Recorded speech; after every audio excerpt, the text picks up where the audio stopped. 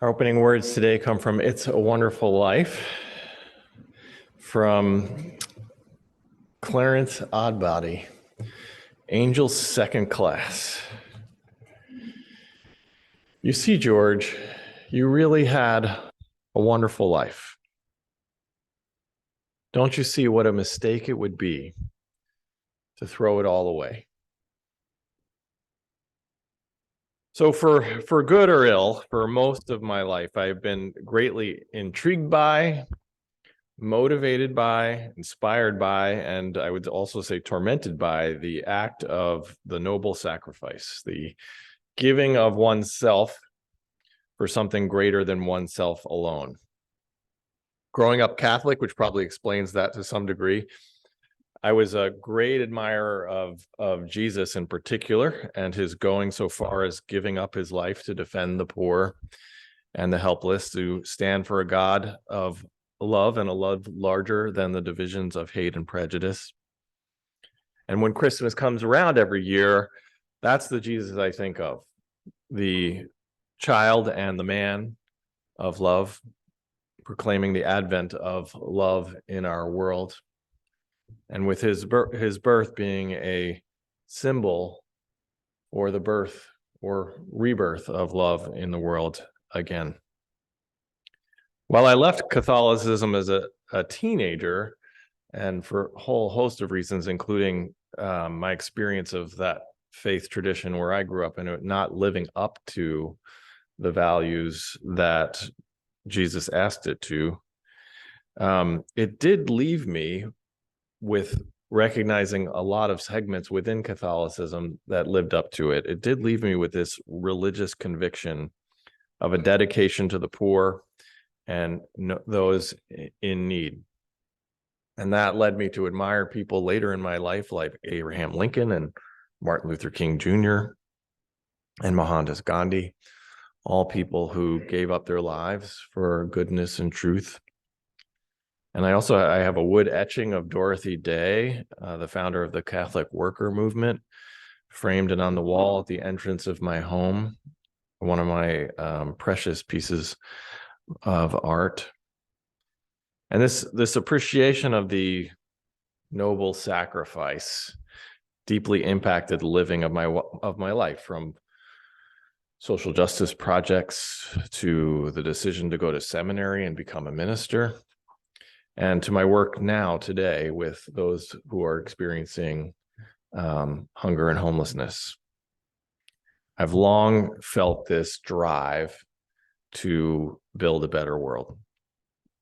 So it's probably not surprising that when I first saw the Christmas classic, It's a Wonderful Life, that it spoke directly to me. I deeply identified with the character George Bailey and how often he chose to give up his dreams to help others. The Frank Capra film came out in the late 1940s and featured Jimmy Stewart, Donna Reed, Henry Travers, and many others. And the movie focuses on the character of George Bailey, played by Stewart, a young man with a dream. In his words, I'm going to shake the dust off of this crummy old town and see the world. I'm going to give you a little bit of an overview of this movie because I think it's a beautiful tale. And since it did come out in the 40s, there are spoilers ahead, but I think you've had a chance already if you haven't seen it. So George, feeling confined by his tiny town of Bedford Falls, he wants to travel. He wants to go to college. He wants to be an architect. He wants to build bridges and tall buildings and so many other great things. But George sadly never gets to live those dreams. He ends up staying his whole life in his own small town. And he does so because he cares more about the people of his town than about his own dreams. Enter Henry Potter, the richest and greediest man in town. And Potter has a dream, too, to take over all the businesses in Bedford Falls. But one business in particular keeps him from doing so, the Bailey Building and Loan, a business that helps the working person get ahead, start, and buy their own home, the business of George's father.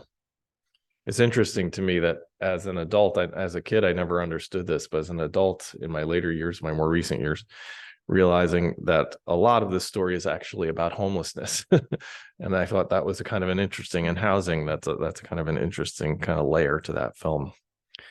But as George is about to leave for college, George's father dies, and George has to choose between leaving town to fulfill his dreams or staying with a business he cares little about to prevent Potter from taking over the town. And he chooses to stay. Over the years, George continues to sacrifice much of himself with little reward. Perhaps the only bright spot is his marriage to Mary Hatch and the birth of their children. But even that at times feels like a sacrifice of his greatest dreams. So after so many years of hardship, when $8,000 is lost from the coffers of the Bailey Building and Loan, and it looks like George could go to prison, he finds himself at his own wit's end and standing at the side of a bridge on a wintry Christmas Eve, preparing to take his own life. It's then when we meet Clarence Oddbody, Angel's second class. Clarence, very sweet but not the brightest of angels, is tasked with earning his wings by helping George in his time of crisis. In order to prevent George's suicide, Clarence jumps off the bridge into the freezing waters, knowing that George, rather than take his own life, would jump in to save Clarence. And that's exactly what George did. Safe from the cold, with their wet clothes warming by a wood stove, Clarence asked George, "So you still think killing yourself would make everyone feel happier, eh?" And George says, "Well, I don't know. I guess you're right. I suppose it'd have been better if I'd never been born at all." And with a flourish of wind and magic, Clarence says, "You've got your wish. You've never been born." The scenes are profound as George and Clarence walk through what was once Bedford Falls, but is now called Pottersville. George sees a town overwhelmed by poverty and decay. He sees many of his friends destitute and alone. The house he and Mary reconstructed remains an old and abandoned cavern. His old boss, Mr. Gower, the pharmacist, now homeless and struggling with alcoholism, went to prison because George hadn't been there, went to prevent him from mistakenly sending poisonous pills to a local family. His uncle Billy went to an insane asylum, and his mother, Ma Bailey, has grown old and bitter with all her losses. The peak of the experience for George comes at a local cemetery when he looks on a nearby tombstone to see his brother's name on it. George had saved his brother's life when they were young. As George stares at the tombstone in horror, Clarence says, "You see, George, you really had a wonderful life. Don't you see what a mistake it would be to have thrown it all away?" George alone back at the bridge praying, Clarence, get me back. Get me back. I don't care what happens to me. Get me back. Help me, Clarence, please. I want to live again. I want to live again.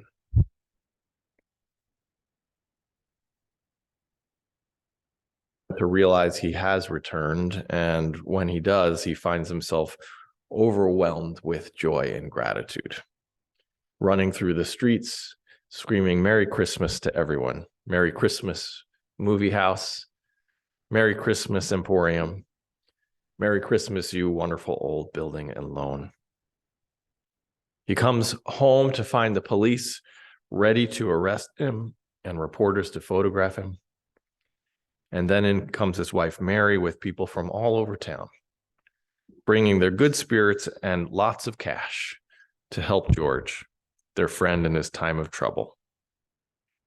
Harry, George's brother, arrives home from the war just in time to offer a toast to my big brother, George, the richest man in town.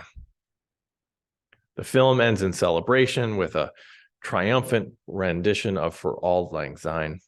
bells ringing, people cheering, and a message from Clarence written in the front cover of a book. Remember, no man is a failure who has friends. The greatest stories, of course, are the ones where we feel ourselves in them. I think we all know how hard life can be at times. We've all had to make choices. We all make choices, are making choices, sacrifices. We've all known loss. We've all had our dreams not quite fulfilled. And for many of us, there have been times so difficult, so challenging that George's wish to have never been born might even feel like our own. We can have those moments where life is that much of a struggle. One of the great beauties of this film is not that George decides to return to a perfect world, beautiful and safe, but to a world that at times is harsh and unyielding, where $8,000 remains missing and people like Mr. Potter continue to do their harm. When George decides to return, he does so not for his own sake, but because he witnessed the joy of all the people whose lives he made better. It was that blessing that made life wonderful for George. And it's that blessing that makes life wonderful for us.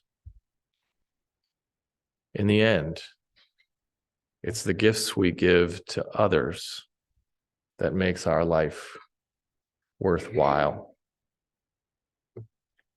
When I think on my own life, that's certainly what I remember. I've given up dreams, I've made sacrifices, and truthfully, I think we all have these choice points. Not I think, I know we all have these choice points. And I've come to notice them more and more in my life when I'm in them. As I've gotten older, to actually be like, oh, this is one of these moments right now where we're confronted between a decision that we know is probably not the right decision, maybe even the wrong decision, but is easy or far easier, and one that we know that is right, but is hard. These are often very tense moments. And after going through some in the past where you've perhaps made the right decision, sometimes it feels like, couldn't I be done now? Couldn't it be over? No more hard decisions. And yet they confront us again and again, almost like we get better at it. So they give us harder choices to make. And these choices can be very intense. They can be agonizing even. They can drive us to want to quit everything in our lives. Maybe even in the most severe of cases, quit life itself. But if we allow ourselves, if we know what the right choice is, then we make it. And as I think back on my own life and the opportunities past, when I think back on my own life, the opportunities past are not what I remember. I remember the kids and teenagers whose lives I impacted as a counselor for a camp. And I think of the congregants that I've impacted, those who've really felt their lives have been changed, at least in part because of my presence. And I think on those struggling with poverty who've been fed and sheltered and cared for. Family and my friends, most especially my parents and my sister and my niece and my stepchildren, who impacted me, offering themselves in ways that changed my life. The mentors, the teachers, the friends, the family. Thinking on the most important moments in your story, what do you remember? I'm guessing when you think about those most important moments, it's those moments either when someone made a huge difference for you or you made a huge difference for someone else. Who do you remember? I bet it's those people who changed your heart and whose heart you helped change.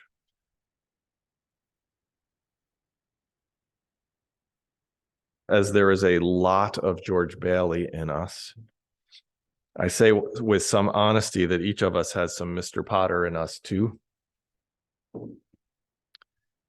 But I also think that when we look upon those Mr. Potter moments in our lives of our past, I often find that those are not moments of joy and gratitude and wonder, but of hurt and upset and anger and shame and ambition or greed. Have we ever found the joy we thought we could or would in those choices?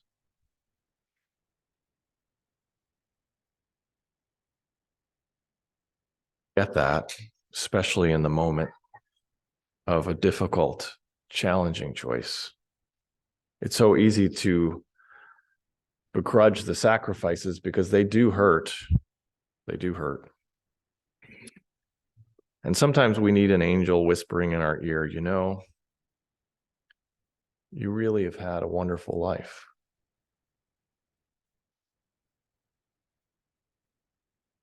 Angel right now. You know, you really have had a wonderful life.